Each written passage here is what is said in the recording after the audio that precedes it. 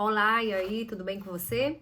Eu sou a professora Luciana Medeiros, da Facisa, Unidade Acadêmica da UFRN em Santa Cruz, e estou aqui para ministrar a segunda parte da nossa aula curta sobre reforma psiquiátrica.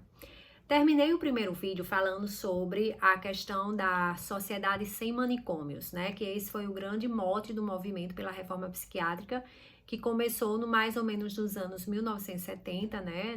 Naquela década, em função de uma série de denúncias de maus-tratos, violência, exclusão social e outros problemas que estavam acontecendo com usuários de alguns hospitais, de alguns manicômios no país e em outras partes do mundo também. Então, a gente tem um movimento político e social de trabalhadores de saúde, usuários e familiares de usuários que denunciavam esses maus-tratos e também a série de consequências que os manicômios traziam, né? A exclusão, a marginalização, o alto custo, porque manter uma pessoa no hospital é bastante custoso para o sistema público de saúde, e uma série de outros problemas sociais e políticos. E acrescentando a questão do que eu estava discutindo na aula anterior, ou seja, essa ideia de que a loucura é algo que deve ser excluído, marginalizado, que se não é normal, se a pessoa não tem produtividade, ela deve ser execrada, marginalizada e padronizada, vamos dizer assim. Então,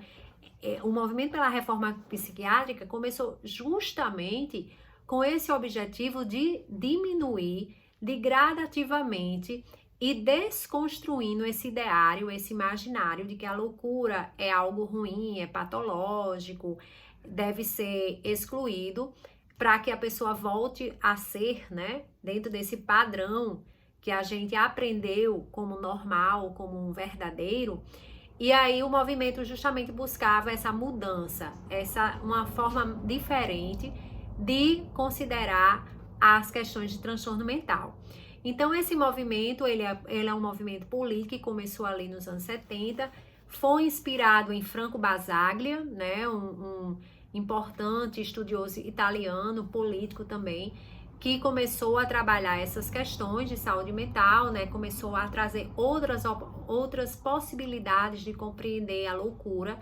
E aí vem nos anos 80, a gente tem também Paulo Delgado, né, um deputado que tentou instituir um projeto de lei com a diminuição gradativa de hospitais psiquiátricos, de construção de hospitais psiquiátricos, de ampliação, na tentativa de substituir os serviços hospitalares por outros serviços, por outros cuidados, por outras coisas, por outros dispositivos de cuidado que realmente tentassem ser mais inclusivos, mais interdisciplinares, que envolvessem mais as famílias dos pacientes, certo?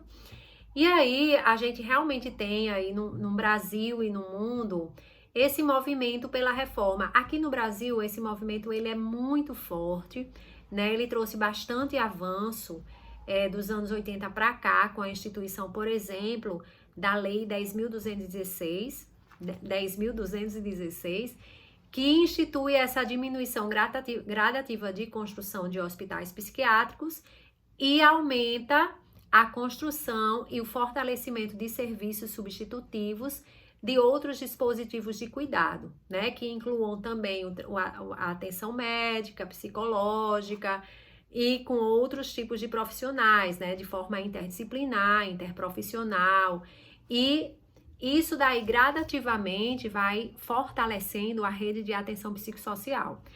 A gente tem aí nos anos 80 e 90 esse movimento, né, o fortalecimento aí do movimento pela reforma, com várias conferências de saúde, coincidentemente, esse movimento pela reforma psiquiátrica também coincide com o movimento pela reforma sanitária.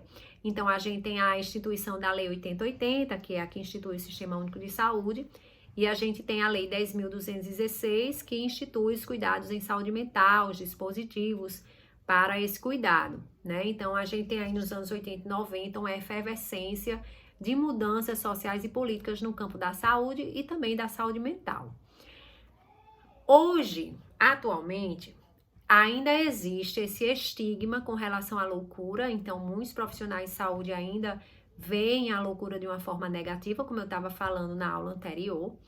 A gente ainda vê hospitais psiquiátricos, né? Porque o objetivo não era acabar totalmente, mas diminuir a construção deles e mudar um pouco a concepção de trabalho e de atuação desses hospitais. Então, hoje, eu acredito que há muito mais adequação, né? Os hospitais, eles não têm mais aquela internação prolongada, então a internação tem um tempo lá estipulado, né? Existem outros profissionais trabalhando em conjunto e, além disso, desde os anos 90, existem os dispositivos que fazem parte da rede de atenção psicossocial, como, por exemplo, os CAPs, que são os Centros de Atenção Psicossocial. Então, você tem o CAPs, né, 1, 2 e 3, então cada um com um nível de atenção e de cuidado, né, e o tempo de abertura, quantos dias da semana a pessoa pode ser atendida.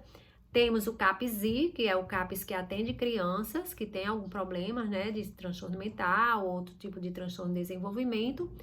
Temos também o CAPS-AD, que são os dispositivos que atendem pessoas com dependência de álcool e outras drogas.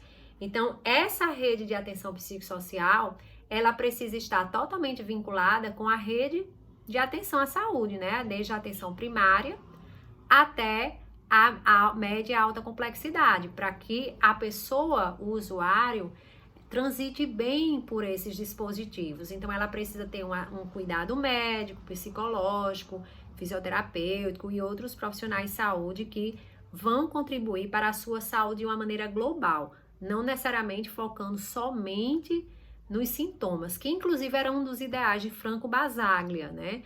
Franco Basaglia, ele dizia que o importante era focar na experiência da doença, na experiência subjetiva da pessoa que estava com os sintomas, que está com os sintomas, não necessariamente nos sintomas, sabe?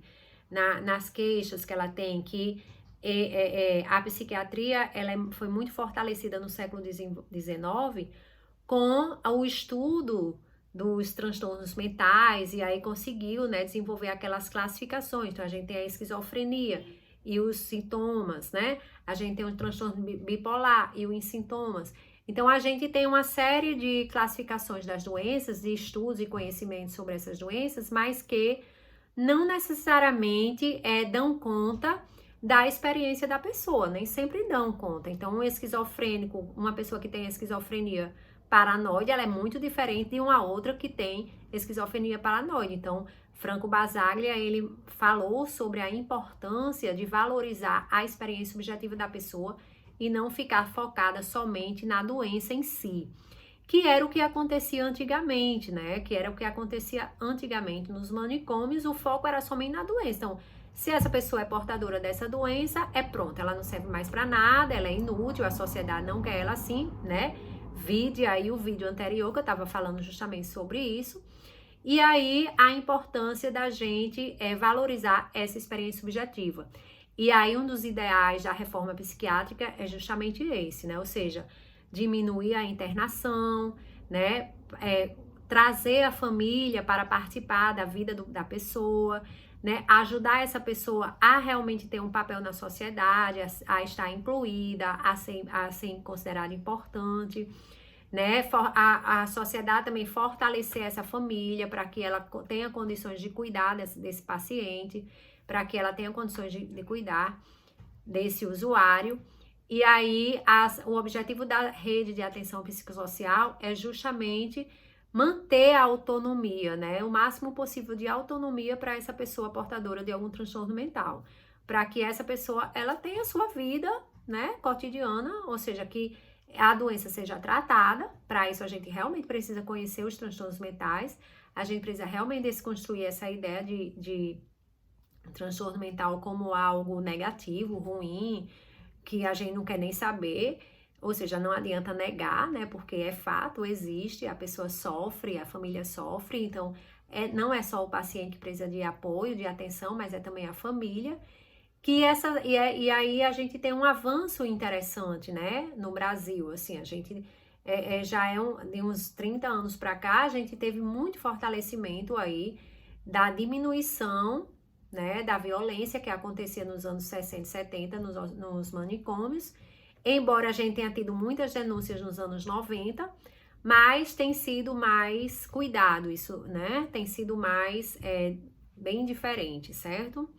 Então, a rede de atenção psicossocial, ela visa a integralidade, ou seja, a pessoa ela precisa ser atendida não só com relação ao sofrimento psicológico, não só com relação ao transtorno mental, mas também com relação à saúde como um todo, né? É preciso um trabalho intersetorial, ou seja, outros setores da sociedade precisam se responsabilizar pelos problemas de saúde mental da população, né? Pelas questões que acometem alguns indivíduos, para que essas pessoas elas tenham também outros tipos de cuidado, educação, por exemplo, segurança, moradia, condições dignas de vida. Todas as pessoas têm esse direito de condições mínimas de vida. Então, o movimento pela reforma psiquiátrica começou nos anos 70, né? Fazendo aqui uma breve síntese.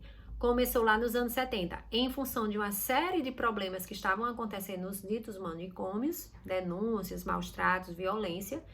E aí, os usuários, os familiares e os trabalhadores de saúde se uniram para desconstruir, né, essa ideia que a pessoa portadora de alguma doença ou com transtorno mental, ela tinha que ser excluída, marginalizada, hospitalizada forever, né, ou seja, para sempre. Então, esse movimento pela reforma psiquiátrica, ela visava justamente desconstruir esse ideário, para que a pessoa voltasse a ter a sua vida digna, ter independência, ter autonomia. E daí, para isso, né, não é acabar com um sistema, mas tentar encontrar outras alternativas melhores, mais fortes, politicamente bem aceitas, né, politicamente bem fortalecidas, para que essas pessoas elas possam ter a sua vez e voz na sociedade. Então, temos aí os dispositivos CAPS, né, os Centros de Atenção Psicossocial, que fazem parte da rede de atenção à saúde, a rede de atenção psicossocial. Então, isso significa dizer que a atenção primária em saúde é responsável também pelos casos de saúde mental, fazer esse acompanhamento, né, fazer esse cuidado com a família. Temos os centros de atenção psicossocial que vão fazer esse acompanhamento mais específico, mais especializado a essa pessoa que tem transtorno. E temos também os serviços de média e alta complexidade que precisam estar em constante diálogo com os serviços de base. Para quê? Para que essa pessoa ela seja acolhida, ela seja cuidada e ela tenha vínculos com bons profissionais, certo? Então, este texto aqui, eu vou sugerir um texto para vocês, é o capítulo 20 deste livro, Políticas e Sistema de Saúde no Brasil, que é organizado por vários autores. O capítulo 20 é de autoria de Paulo Amarante, que é um autor bastante expressivo no campo da saúde mental. E aí ele fala sobre a desinstitucionalização, que é justamente essa ideia da reforma psiquiátrica, ou seja, para que as pessoas elas não sejam institucionalizadas, né, dentro daquela ideia de instituição total que eu falei aqui antes, no primeiro vídeo, e a importância da rede de atenção psicossocial e que as pessoas elas consigam realmente fortalecer o sistema a partir desse ideário novo, né, que não é tão novo assim, mas é recente, considerando o tempo que a loucura ficou marginalizada e excluída e execrada pela gente, né, por nós todos. Então, a gente precisa considerar, a gente precisa conhecer melhor, né, a Lei 10.216, a gente precisa conhecer melhor os ideais da reforma psiquiátrica, então sugiro essa leitura e de outros, né? Vocês podem procurar Paulo Amarante aí no Google ou em outro sistema de procura, e aí vocês vão encontrar muitos materiais interessantes sobre a reforma psiquiátrica e a sua importância no nosso contexto. Então, o Brasil, ele avançou muito, né, em relação à reforma, então tem vários dispositivos, né? Tem as residências terapêuticas, tem os CAPs, né? E tem outros dispositivos que são importantes para que essa pessoa que tem transtorno mental, ela possa viver e conviver normalmente em sociedade, certo? Temos que avançar muito mais, concordam? Temos que avançar muito mais, porque ainda existe preconceito, ainda existe exclusão, e às vezes a gente vê que os dispositivos, eles poderiam ser muito mais fortes, muito mais, vamos dizer assim, atender muito mais pessoas, tem muito mais recursos e muitas vezes não é valorizado, não é priorizado em algumas políticas. Então, conheça para poder fortalecer, para poder defender, tá bom? essa é a ideia da aula, eu espero que vocês tenham gostado, né? Eu fiz aqui um apanhado geral sobre a importância da reforma psiquiátrica e dos serviços substitutivos, e eu espero que vocês tenham compreendido. Mas, se surgir dúvidas, questões, críticas, opiniões diferentes, pode colocar aqui no chat, tá bom? No chat, nos comentários. Tá bom, gente? É isso. Eu espero que você fique bem e tenha gostado dessa pequena aula. Mas não deixe de ler para poder aprofundar, tá bom? Tchau, tchau.